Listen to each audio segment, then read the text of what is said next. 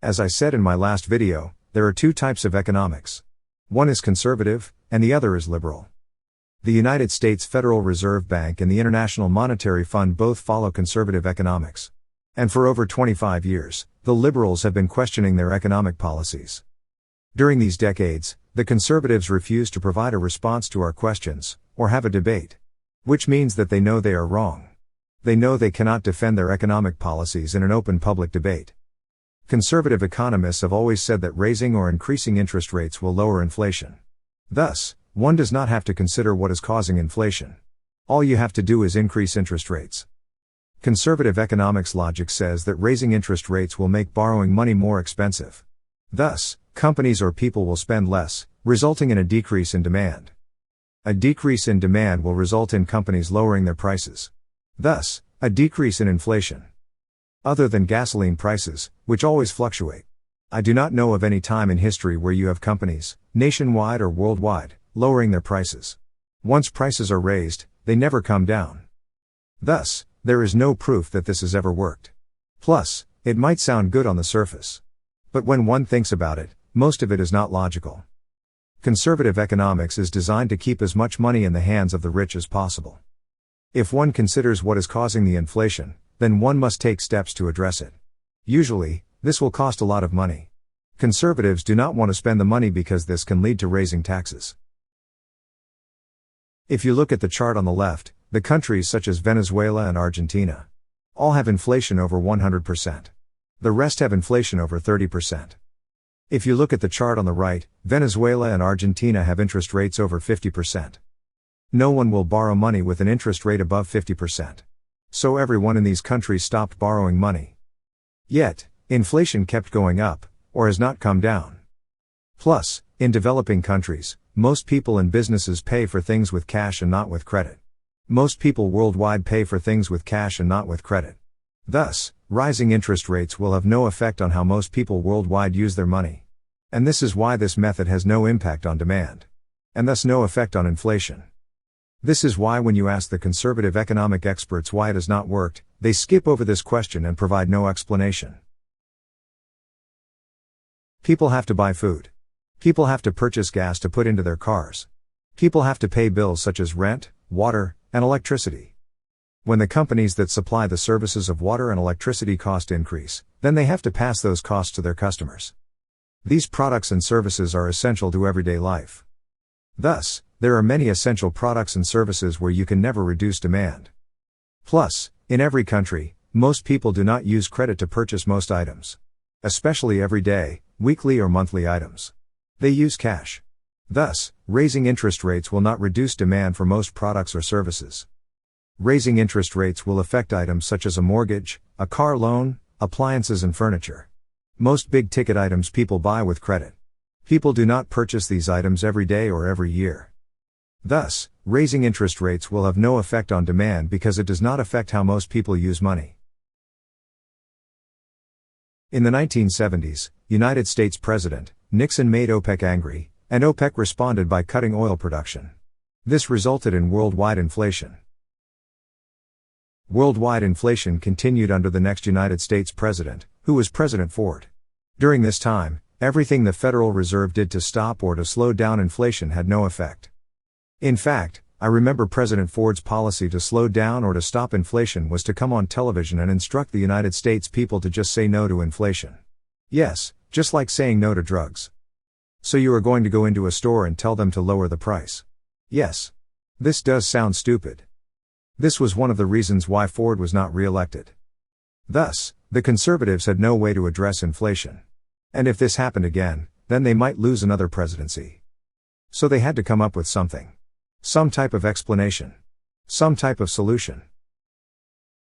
After Ford was not re-elected, a man named Milton Friedman provided a solution. Milton Friedman is the father of conservative economic policies. In my opinion, he was a piece of shit. He knew his policies did not work. Plus, there are decades of proof that all his policies did was cause a lot of hardship and suffering. Yet, he kept pushing them until the day he died in year 2006. Milton Friedman was a college professor at the University of Chicago, which is one of the top business schools in the world. Because of it, many people just took his word and did not require any proof or review of his research. People assumed that he did his homework or research. It was not until the late 1970s or 1980s, when Argentina implemented his economic policies.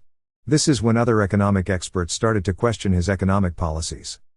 This was because when Argentina implemented his economic policies, their economy went from bad to unbelievably bad.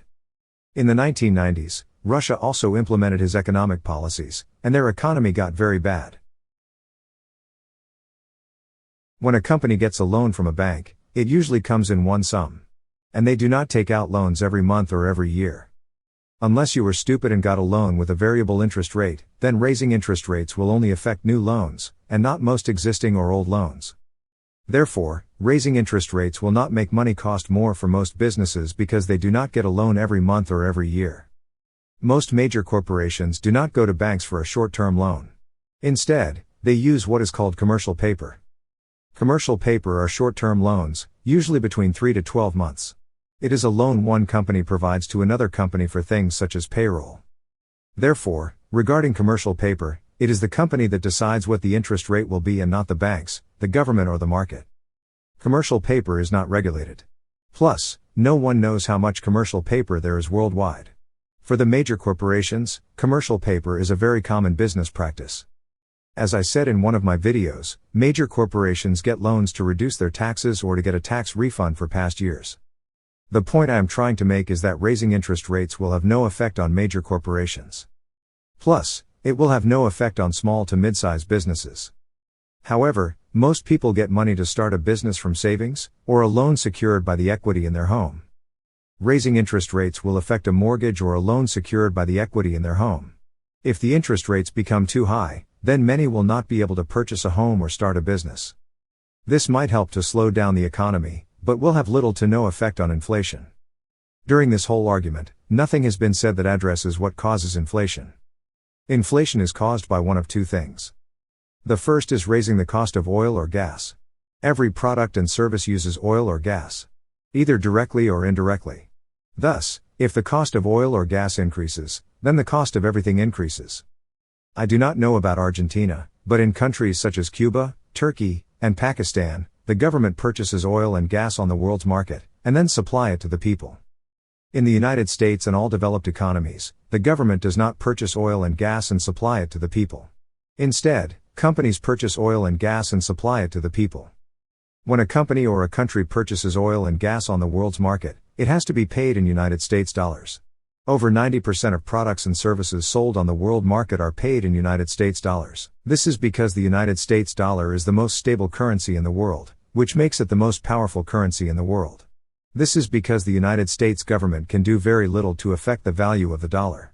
Because of this, most companies worldwide and countries trust it. Whereas in China and Russia, the government controls the value of their currency. This is why China's and Russia's currencies will never be a powerful currency. No one will trust a currency whose value is based on the whims or impulses of a dictator. When a government purchases oil and gas on the world's market, they have to find dollars to pay for it.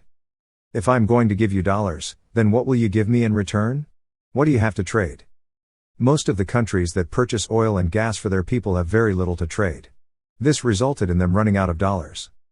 Plus, this can also mean that these governments are running out of their own currency or money, which they use to provide government services, or pay governmental employees. This brings us to the second cause of inflation.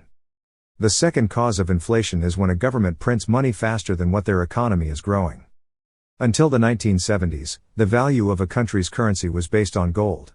The more gold a country had, the greater the value of their currency. United States President Nixon took the world off the gold standard. Thus, the value of a country's currency is no longer based on gold. The value of a country's currency, now today, is based on how much products and services a country produces. This is called GDP, which is gross domestic product. The United States produces the most products and services. The United States has 50 states, and 4 of them have an economy bigger than most countries. These are California, Texas, New York, and Illinois. In fact, California is the 5th largest economy in the world. California's economy is bigger than Russia, England, France, and most developed nations. Because the United States economy is the biggest and is always growing, we can keep printing money without it affecting the value of the dollar. However, if we stop printing money, or get our debt under control, then the value of the dollar will increase dramatically. Most of the time, when a government starts running out of their own currency or money, which they use to provide government services, or pay governmental employees, they start printing money to pay for these things. This might not be too bad if these countries' economies were not connected to the world's economy. Because every country buys or sells oil and gas, means that every economy in the world is connected.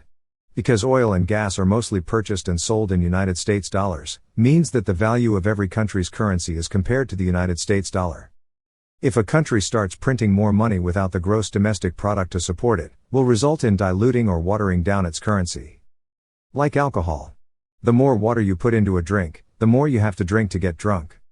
However, if you make more alcohol, then you will need more water to keep it at the same strength, or it will become stronger. So now the question is, how do you stop or slow down inflation? 1. Some inflation is good. Inflation means that your economy is growing. This means that your country is producing products and services. China has negative inflation, which means that their economy is not growing. They are not producing products and services, and are losing jobs. As you can see from these images, China's seaports are empty. China's seaports are filled with empty containers and empty trucks. Stores are closed, and many stores in their malls are closed. China's unemployment is so massive that many are homeless and are sleeping where they can find a dry place. This part is about 2 minutes long. I will let these images play until the end so you can see how bad it is in China. I will put a link to these videos in the description.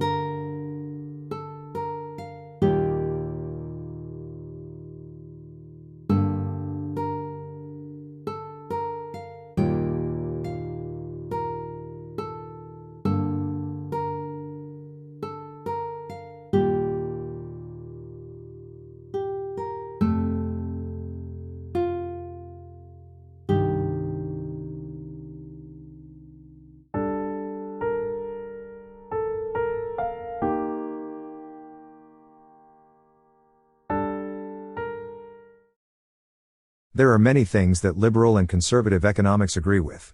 However, one of the biggest things we disagree with is social programs. Basically, liberals will say that the more money the poor has, the stronger your economy will become. The poor are the lifeblood of every economy. This is because they always need something, but most of the time, cannot afford it. So when they do get some extra money, they will spend it. Use it to buy the things they want or need. So they are the ones that keeps money flowing or circulating. Not the rich. Every country has more poor people than rich people. The biggest retailer in the world is Walmart, and their customers are mostly poor to middle-income people. The way a country can slow down or stop inflation will depend on the country. However, whatever plan you create for a country must include 4 things. Increase taxes on the rich and major corporations. Increase social programs. Increase regulations. And the development of an effective agricultural program. Social programs that include free education, free healthcare, money for the poor to buy food and housing, and money from the government to allow one to retire in dignity. Increase regulations mean that the government does not own any major industry, such as oil and gas. But the government does ensure that companies do not take advantage of the public. An effective agricultural program means college degrees in agriculture, waste management, and water management. For most countries, these cannot be achieved in a few months or within a year. All of these things take time and money. There are no quick fixes. I will stop here because this video is getting too long.